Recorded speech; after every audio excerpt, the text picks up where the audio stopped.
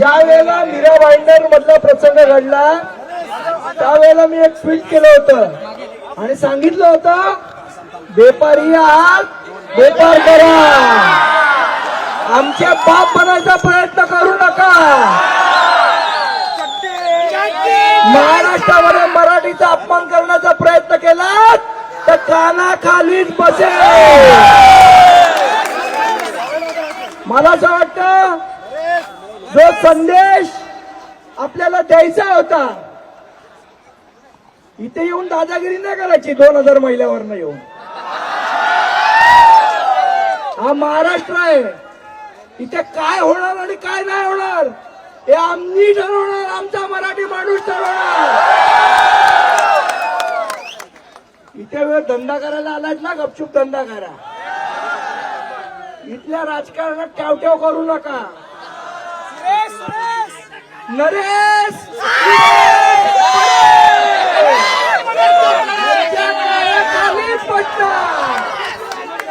आता isakal.com आहे देशातील नंबर 1 ची मराठी न्यूज वेबसाईट.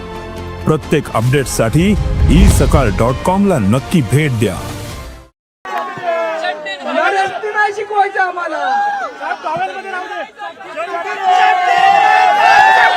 नरेश चट्टीत राहायचं.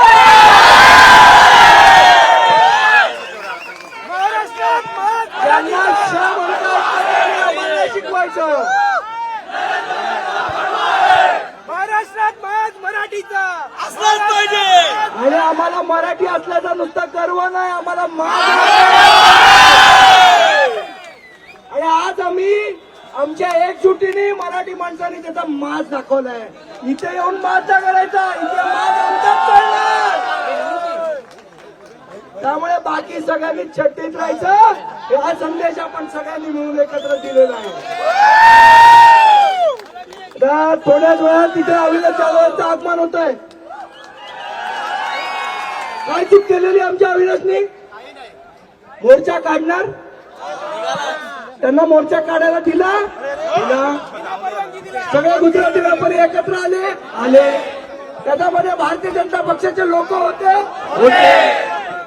आणि मग जर हे सगळं होतं, त्यांना मोर्चा काढायला दिला. बरं, त्यांना काय म्हणाले मुख्यमंत्री की आम्ही त्यांच्यावर गुन्हे दाखल केले. आम्ही कुठे बोललेलो आमच्यावर करू नका, आमच्यावर पण करा. अस्वलाला एक केस अंगावर आला काय, अंगावर केलं काय?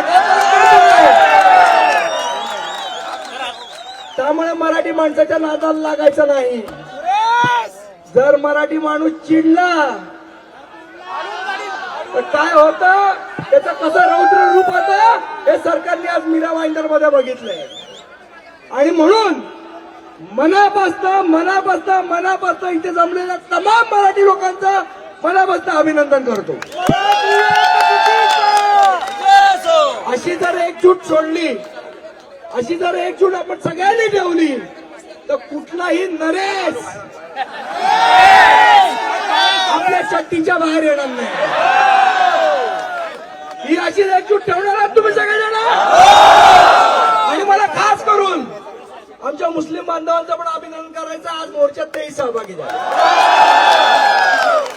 काही लोक विचारत होते मुस्लिम लोक मराठी बोलत नाहीत, मग तिकडे का नाही जात तुम्ही? आज मुस्लिम बांधवांनी या मोर्चामध्ये येऊन सांगितलं की हो, आम्ही इथले मराठीच आहोत. हेही त्यांना उत्तर मिळालेलं आहे. त्यामुळे त्यांचंही अभिनंदन करतो.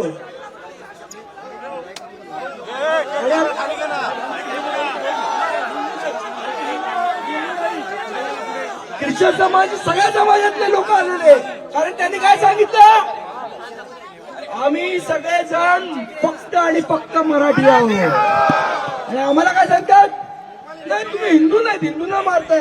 हो, आम्ही हिंदू आहोत पण हिंदी नाही. आम्ही हिंदू पण आहोत आणि मराठी पण आहोत. 1947 या भारताला स्वातंत्र्य मिळालं की नाही?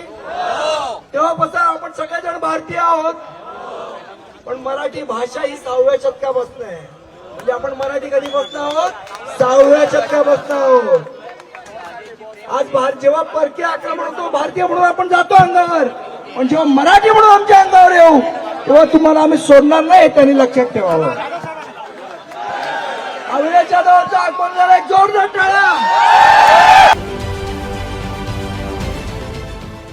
देश विदेशातील प्रत्येक घडामोडींचे लाईव्ह अपडेट मिळवण्यासाठी आता साम टीव्हीच्या सर्व सोशल मीडिया प्लॅटफॉर्मला लाईक, फॉलो आणि सबस्क्राईब करा. तसंच सर्व नोटिफिकेशनसाठी बेल आयकॉन प्रेस करायला विसरू नका.